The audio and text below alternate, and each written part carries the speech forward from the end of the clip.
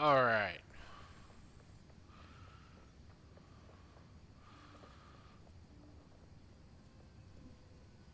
I think everything's set up and I'm recording.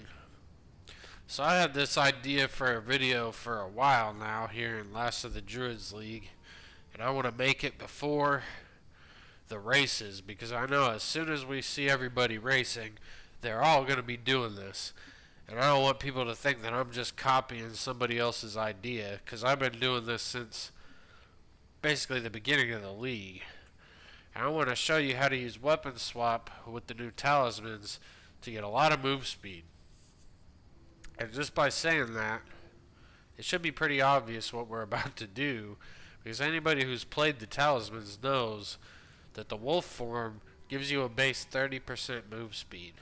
And move speed is so big in this game, and everybody wants it, and a lot of characters can't always squeeze it in because of where they end up on the passive tree and how they have to approach their build. You can't always do it, but with this technique, everybody can get more move speed as long as you don't need your second weapon set.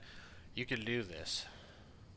So basically here on my character I have a blood mage, which isn't necessarily known for being super fast, and really the only natural move speed I have on this build is on my boots, which I have 40% on my boots.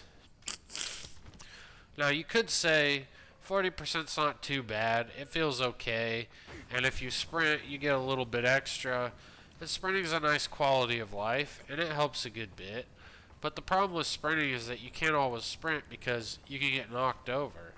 Let's say that you're trying to farm citadels or rush to certain nodes on your atlas, and you can't really cover a lot of ground quickly because you just have to speed through everything, and those packs of monsters are going to kill you. Now it's easy enough to just shoot them with a spark and knock them out in a T1 Waystone, but it's still risky because if you start getting knocked over, it wastes a lot of time. Even if the mobs can't kill you, they still waste like 4 seconds every time you get knocked over. So you need a better technique.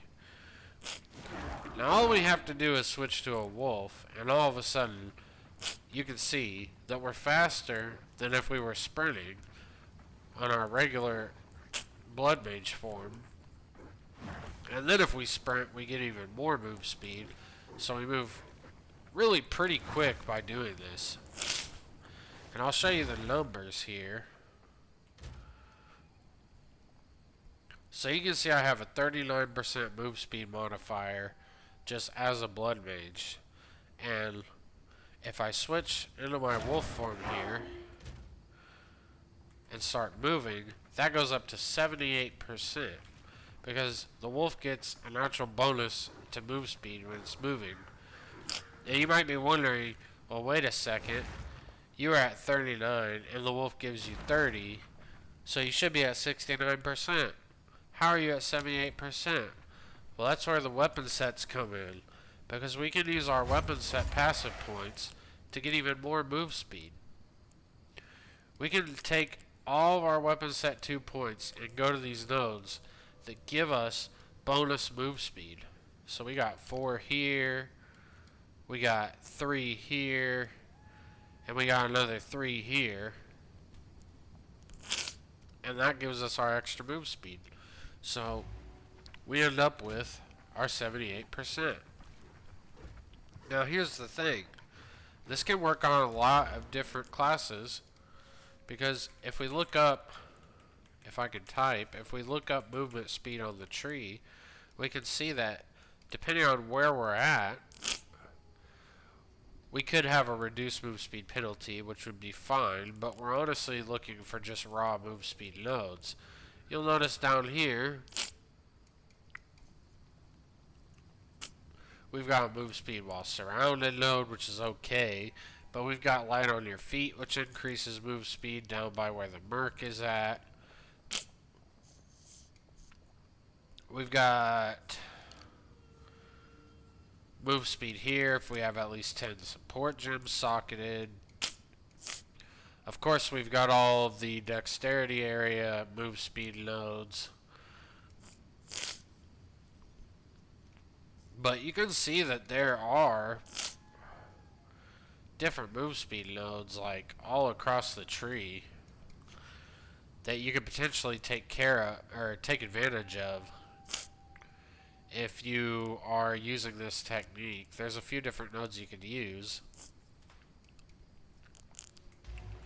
So, I mean, this isn't a very long subject. It's really that simple, but it's kind of nice to have that quality of life. And the good thing is that when you are mapping and you're running around as a wolf, it's pretty quick if you do have to shoot some shots. You just come out and then you turn into a wolf. You blast and then you turn into a wolf. Blast, turn into a wolf. See how quick that is? And you're pretty much immediately sprinting again. So this works out really well when you're just running a lower tier map to get somewhere. It can even work on higher tier maps once your damage is high enough to clear fast. And it doesn't feel a whole lot different than just having a lot of natural move speed.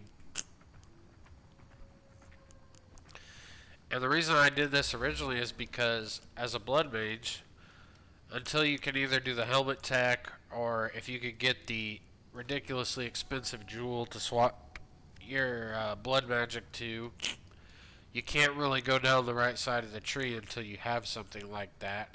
And I wanted move speed without that because I haven't been able to quite do that yet on this character.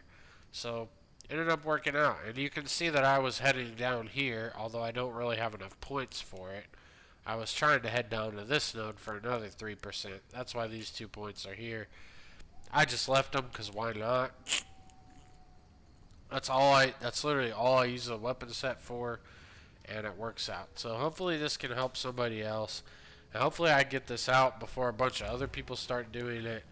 I haven't really seen anybody else online doing this, and I'm surprised because it's so effective and so simple. But I know the racers are going to be doing it. I know they're all going to be doing it. Maybe they already are. I just don't really watch them until they're actually racing. So anyway, that's the video. I hope this helps somebody. We'll see you later.